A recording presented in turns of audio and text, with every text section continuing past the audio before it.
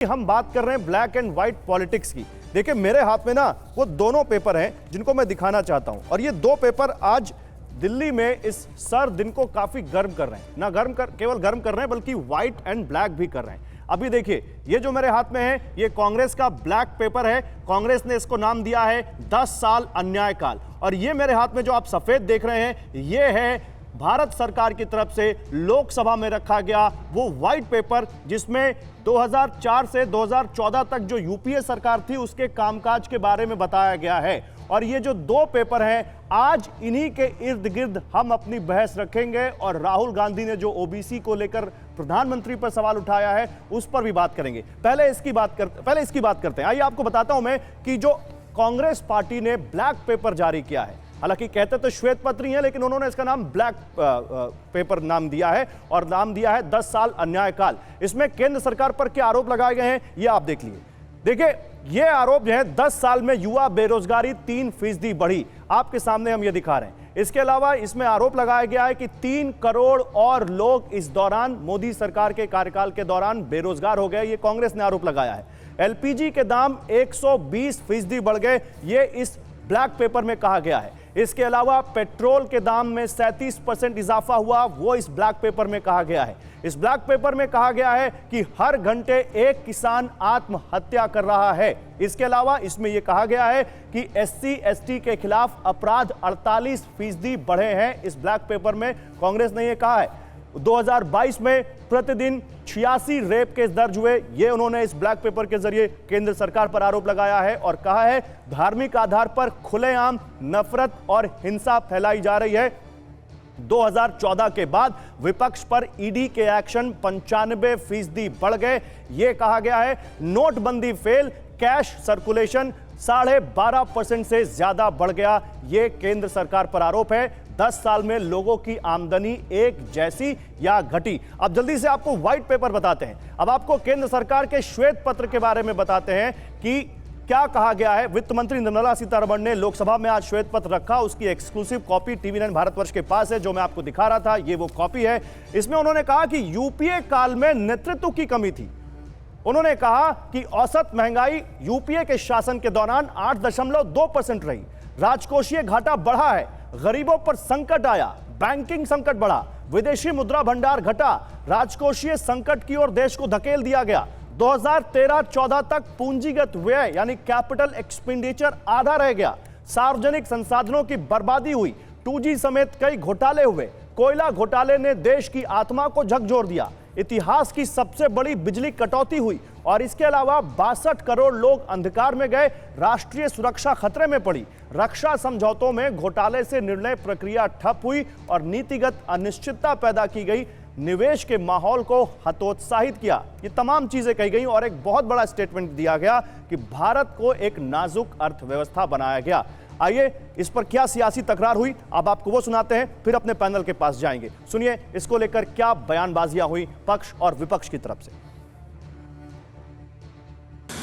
आज देश पिछले 10 साल में समृद्धि के नए नए शिखर सर कर रहा है। एक भव्य दिव्य वातावरण बना है, उसको नजर न लग जाए इसलिए काला टीका करने का एक प्रयास हुआ है। मैं उसके लिए भी खड़गे जी का बहुत धन्यवाद करता हूं, ताकि इस हमारी प्रगति की यात्रा को कोई नजर न लग जाए। ये नजर न लग जाए इसलिए आपने आज जो काला टीका किया है, मैं तो सोच रहा था सब काले कपड़ों में आएंगे, लेकिन शायद काला जोदू खिंचते खिंचते खिंचते ब्लैक पेपर तक चला गया है। बेरोजगारी जो सबसे बड़ा मुद्दा है देश में, और इसकी बात कभी बीजेपी की सरकार नहीं करती। वो हमेशा अपनी बात को पार्लियामेंट में जब रखते हैं तो बार बार अपनी कामयाबियों को सुनाते हैं और उनके फेल्यूअर्स को छुपाते हैं। मेरे को भी इनडायरेक्टली गालियां देना, डिफेम करना, सोशल मीडिया में डालना, ये कर रहे हैं, करने दो।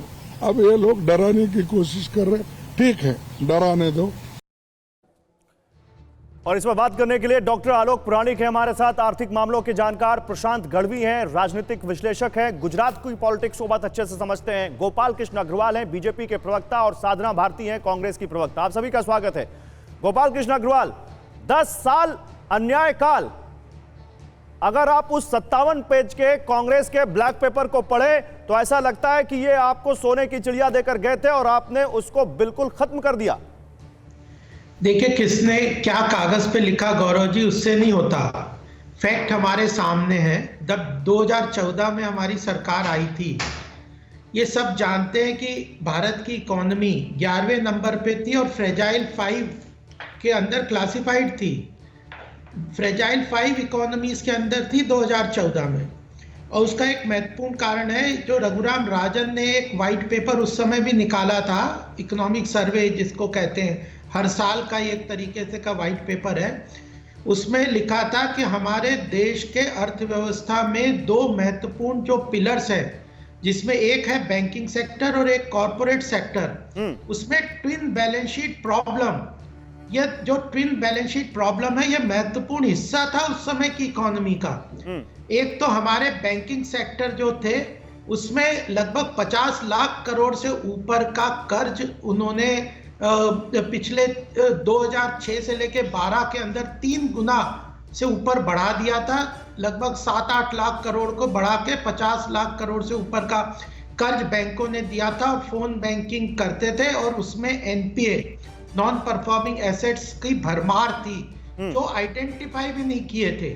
और दूसरी थी कॉरपोरेट सेक्टर, जिसको कि इन्होंने ओवर लीवरेज कर दिया था। उनके पास जो उनकी प्रॉफिटेबिलिटी, उन बैंक को लोन देने की तो बात छोड़िए, उस लोन पे इंटरेस्ट देने की भी उनकी कैपेसिटी नदारत थी। तो ट्विन बैलेंस शीट प्रॉब्लम जो समझते हैं अर्थव्यवस्था के, मैं चाहूंगा कि आर्थिक मामलों के जानकार हैं, वो बताएंगे कि 2014 का जो इकोनॉमिक सर्वे आया था, उसमें ये ट्विन बैलेंस शीट प्रॉब्लम्स ने हमारे कॉरपोरेट सेक्टर और बैंकिंग सेक्टर का किस तरह से वर्णन किया था। और उसके बाद पिछले 5 साल 9-10 साल में, जिसमें पहला कार्यकाल महत्वपूर्ण है मोदी जी का, उसके अंदर बैंकिंग सेक्टर को 72,000 करोड़ से उसको स्ट्रेंथन किया, कैपिटलाइज किया। एनपीए के अंतर्गत 4 लाख करोड़ से ऊपर का पैसा रिलीज करवाया, और कॉर्पोरेट सेक्टर की प्रॉफिटेबिलिटी को बढ़ा के उनको। अरे सर, जो आप ये कह रहे हैं, कांग्रेस मान कहाँ रही है?